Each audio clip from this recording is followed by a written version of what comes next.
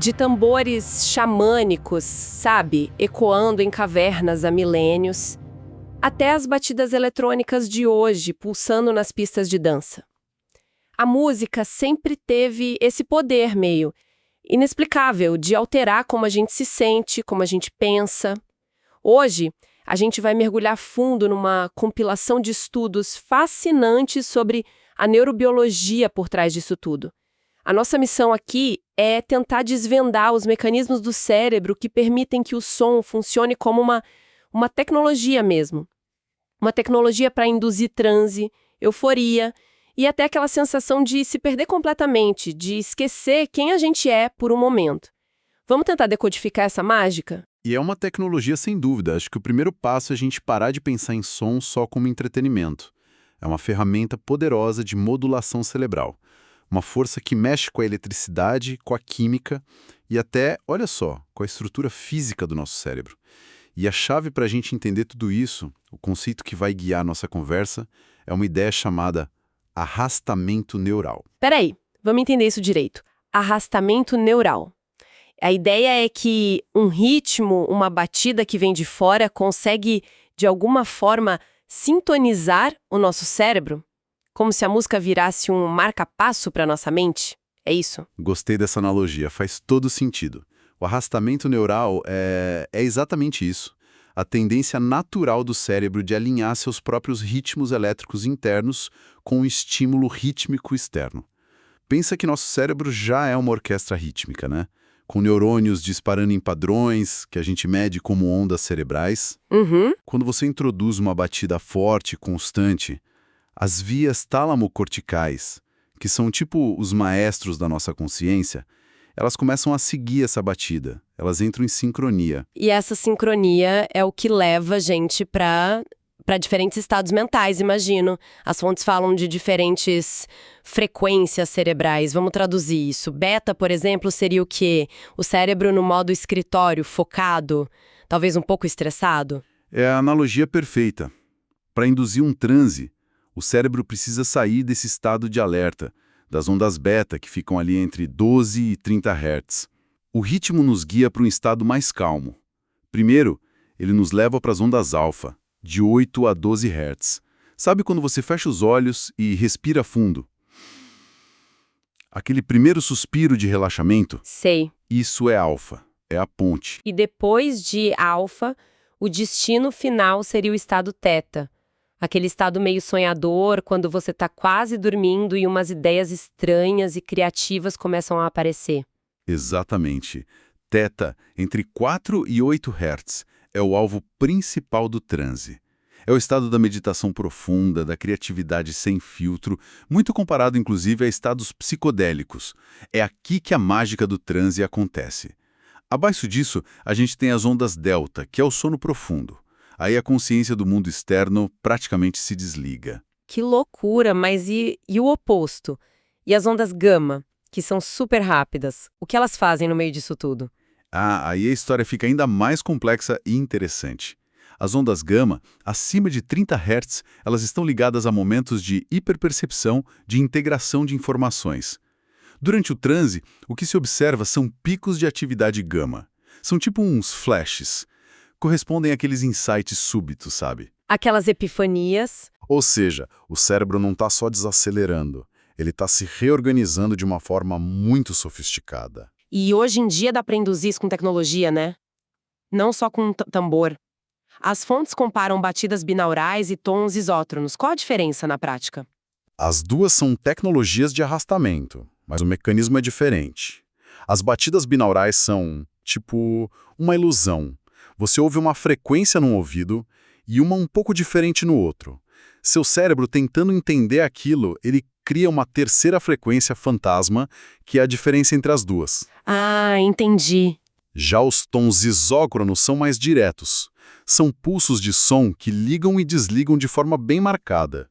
As pesquisas sugerem que, por ser um estímulo mais claro, mais forte, os tons isócronos costumam ser mais eficazes para provocar um arrastamento neural robusto. E o impacto disso no cérebro é real, mensurável. Eu li um dado que me deixou chocada. A estimulação na faixa teta pode aumentar a atividade do hipocampo em até 22%. O que isso significa? Significa que a gente não está falando só de uma sensação passageira de relaxamento. O hipocampo é nosso centro de memória e emoção. Aumentar a atividade dele em 22% é como abrir uma janela neurológica. Isso pode intensificar o processamento emocional, fortalecer a consolidação de memórias. O som está literalmente remodelando a função do nosso cérebro em tempo real. Ok. A ideia de que nosso cérebro pode ser sintonizado como um rádio por uma batida externa é fascinante, num nível mecânico. Mas isso não explica a emoção, a alegria, o êxtase que as pessoas sentem. A parte elétrica não pode ser toda a história. O que está acontecendo no nível químico para causar essa onda de prazer? Ótima pergunta. Se o arrastamento é a mecânica, a neuroquímica é a poesia da coisa. A sincronização com o ritmo dispara o que a gente pode chamar de farmácia interna do cérebro, uma cascata de neurotransmissores que cria a experiência do êxtase. Então, que coquetel químico o cérebro está preparando para a gente nesse momento? Imagino que a dopamina esteja envolvida por causa do prazer, mas o que mais? A dopamina é sim a estrela do show, mas a forma como ela atua é muito elegante. A liberação não é de uma vez só, acontece em duas fases. Primeiro, a fase da antecipação. Pensa na tensão antes do drop numa música eletrônica. Sei bem. Seu cérebro, prevendo aquele pico de prazer que está por vir, já começa a liberar dopamina no núcleo accumbens. É a recompensa pela previsão. E a segunda fase é o drop em si, o arrepio. Exato. A segunda fase é o pico, o momento do arrepio musical. Aí vem outra onda de dopamina, que confirma a expectativa. Esse sistema duplo não só gera euforia, como também reforça o comportamento. Faz você querer continuar ouvindo, dançando e mantém seu foco totalmente na música. Mas não é só uma euforia mental, né? O corpo todo entra na onda. Aquela sensação de não sentir cansaço, de poder dançar por horas. Isso não pode ser só dopamina. Não mesmo. Aí entram as beta-endorfinas. São os opioides naturais do nosso corpo. Elas têm um efeito analgésico poderoso. Diminuem a percepção de dor, de cansaço e permitem aquele esforço físico prolongado que a gente vê em rituais ou festas longas. É o que gera o êxtase físico. E tem mais um ingrediente crucial, especialmente em contextos coletivos, a ocitocina. O famoso hormônio do amor, do vínculo social. Isso. Quando um grupo de pessoas se move em sincronia, compartilhando a mesma batida, a mesma experiência intensa, o cérebro libera a ocitocina. Ela promove o sentimento de conexão profunda, de empatia, de uma identidade fundida com o grupo.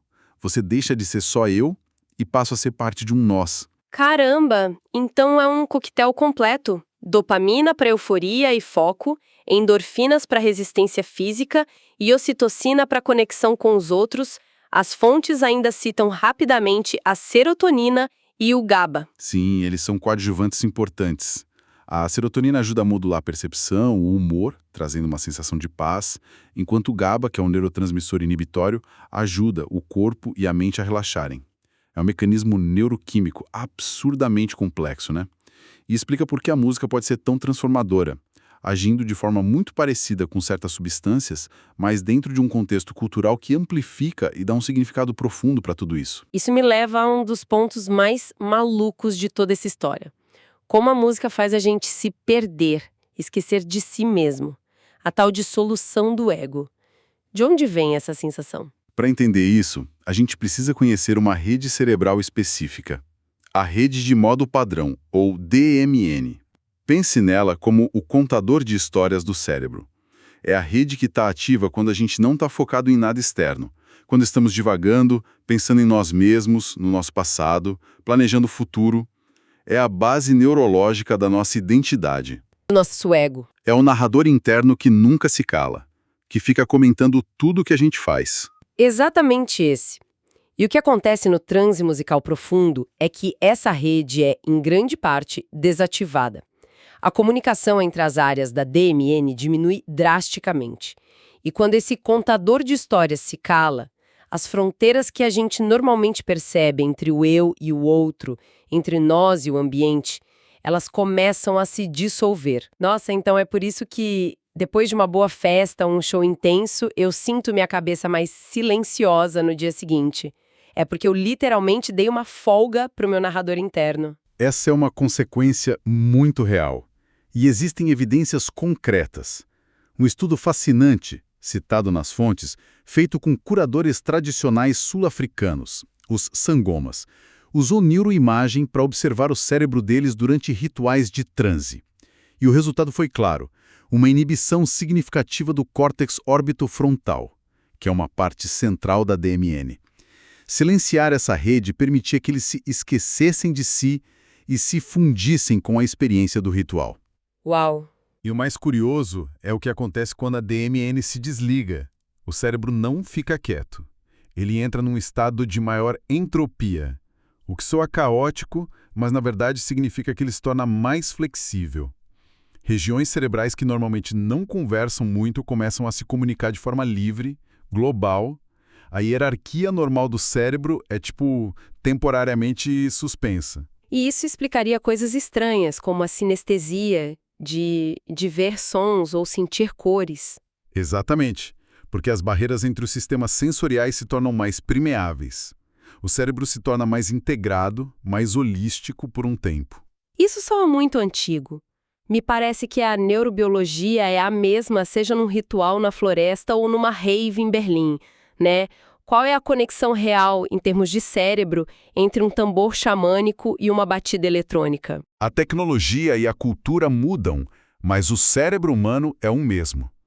A neurobiologia é universal. No transe xamânico, o ritmo constante do tambor, geralmente na faixa θ, entre 4 e 7 Hz, serve para induzir o que eles chamam de jornada. É um guia rítmico. E no transe moderno, o transe maquínico, da música eletrônica. Existe uma fórmula, uma receita para isso? A ciência está começando a encontrar essa receita. Um estudo crucial da Universidade de Barcelona, liderado por Raquel Aparicio Terrés, fez exatamente isso.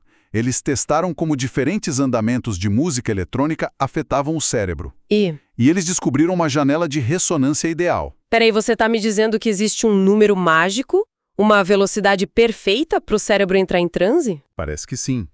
O estudo mostrou que o arrastamento neural e a sensação de unidade, de se dissolver na música, foram muito mais fortes em ritmos próximos a 1,65 Hz.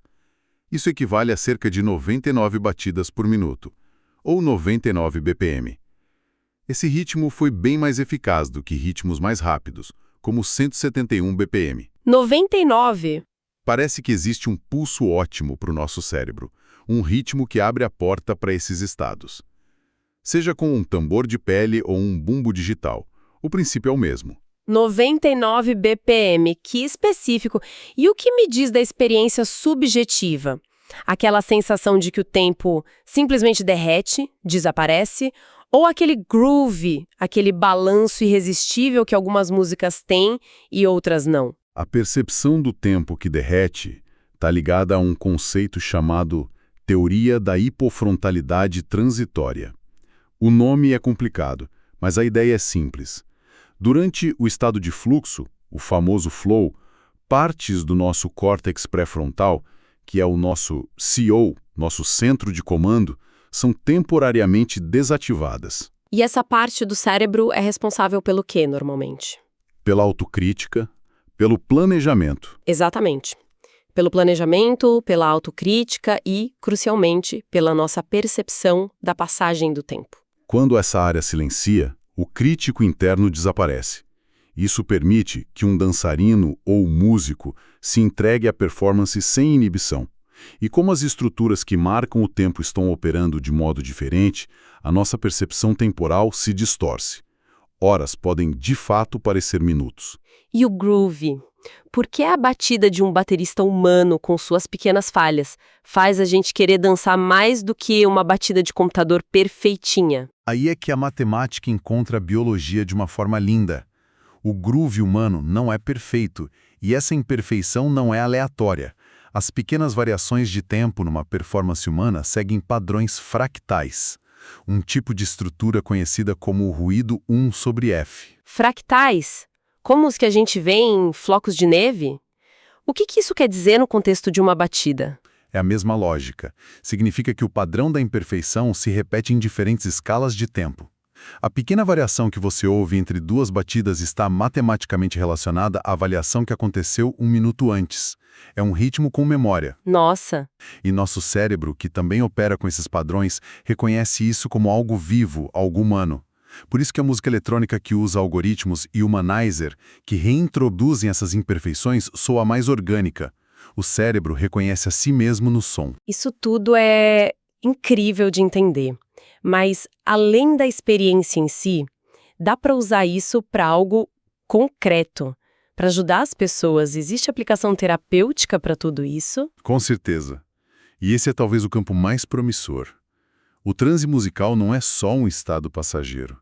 Ele induz neuroplasticidade, que é a capacidade do cérebro de se reorganizar, de criar novas conexões.